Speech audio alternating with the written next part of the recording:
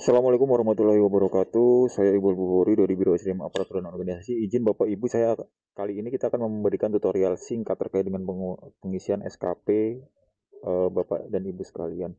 Ya, jadi untuk pertama kali kita masuk SKP, untuk melakukan pengisian SKP aku harus melakukan harus masuk ke kinerja ya, ke website kinerja kinerja.bkn.go.id. Jadi kita pertama kali masuk ke sini. Nah, setelah login, kita akan sampai di halaman ini. Di halaman awal ini atau di sini atau di profil juga bisa atau di SKP ya, biasanya kecenderungannya akan ada di sini. Nah, untuk pengisian SKP di triwulan 3 ini, Bapak dan Ibu sekalian eh, masuk ke menu detail SKP. Namun demikian, Bapak dan Ibu sekalian, kita bisa melihat matriks peran hasil di mana di sini kita akan dapat melihat di mana posisi kita saat ini. Misalnya saya ada di Dukman dan di mutasi kepegawaian, maka di sini matriks peran hasil saya ada di Dukman dan mutasi kepegawaian. Hal ini karena sebelumnya saya sudah di approve di Dukman sebagai anggota dan di mutasi pegawai sebagai anggota juga. Oke, kita kembali ke laman utama di mana di sini kita bisa melakukan penambahan terkait dengan RHK baru yang kita terima dari tim baru kita. Ya, untuk melakukan pengisian kita langsung ke detail SKP. Nah, di sini Bapak dan Ibu sekalian akan sampai pada halaman berikut. Kemudian dari halaman ini, Bapak dan Ibu sekalian bisa melakukan penambahan RHK. Nah, penambahan RHK ini pertama kali yang Bapak Ibu dapatkan adalah terkait rencana hasil kerja atasan yang diintervensi. Ya, misalnya saja saya di persuratan ya, persuratan itu RHK-nya kita cari yang kira-kira cocok dengan persuratan itu. eh, Sebentar, kita ini persuratan itu nanti di ini ya, di Dukman ya. Nah, anggaplah mungkin persuratan ada di sini ya, terselenggaranya pengelolaan eh, terselenggaranya pengelolaan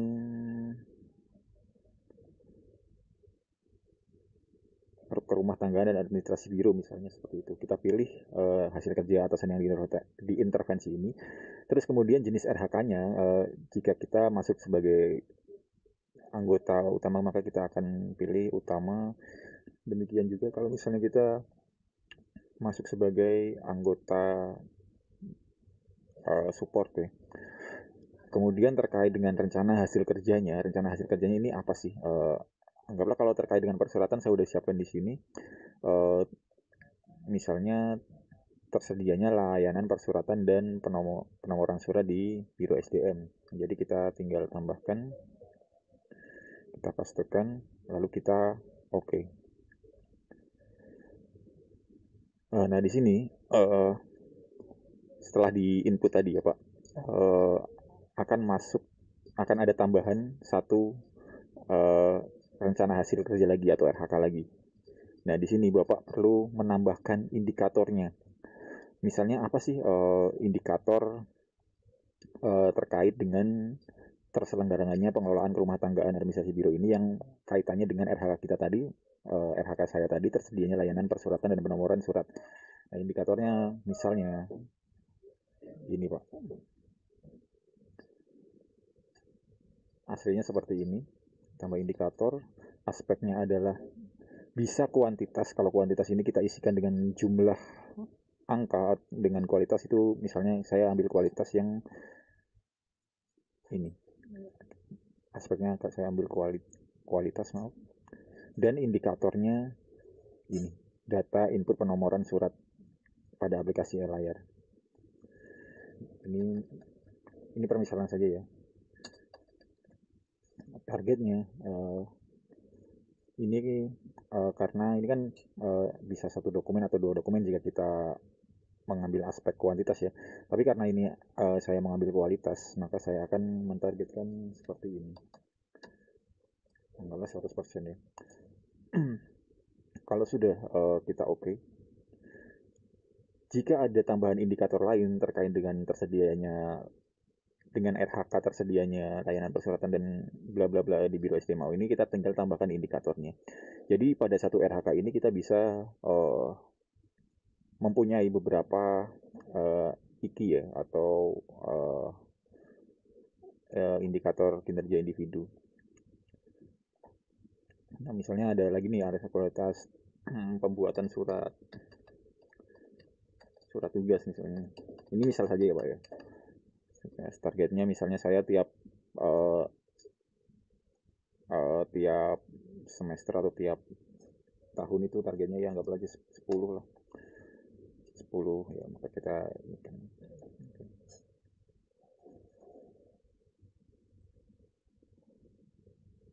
ya.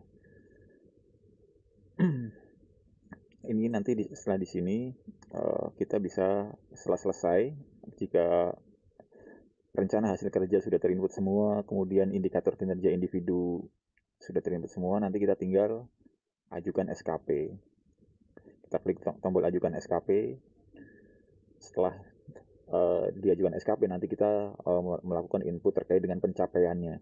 Satu lagi, Bapak dan Ibu sekalian, ini yang harus digarisbawahi adalah bahwa jika Bapak dan Ibu sudah melakukan pengisian terkait dengan RHK yang sudah ada dahulu, Bapak dan Ibu tidak perlu menghapusnya ya, karena misalnya kita hapus nih RHK-nya, maka nanti akan menghapus keseluruhan pencapaian kita dari awal ya. Jadi kalau misalnya ini dibiarkan saja, kalau udah ada capaiannya dibiarkan saja, kecuali dari triwulan 1 dari awal tahun Bapak dan Ibu tidak memiliki capaian apapun. Oke, sementara kita hapus dulu ya. Ya, anggaplah kita punya ini dan sudah selesai. Maka langkah berikutnya adalah kita ajukan SKP seperti ini. Nanti akan ada pertanyaan, apakah Anda yakin ingin mengajukan SKP ini? Oke, ini diokekan saja, karena nanti jika verifikator di MKIK DP ya untuk saat ini menemukan kesalahan, nanti dia akan mengembalikan SKP dan bisa diubah lagi. Dan target saat ini adalah Bapak sampai mengajukan pengajuan SKP ini. Kemudian nanti segera melakukan pengisian capaian dan melakukan pengunggahan bukti dukung pada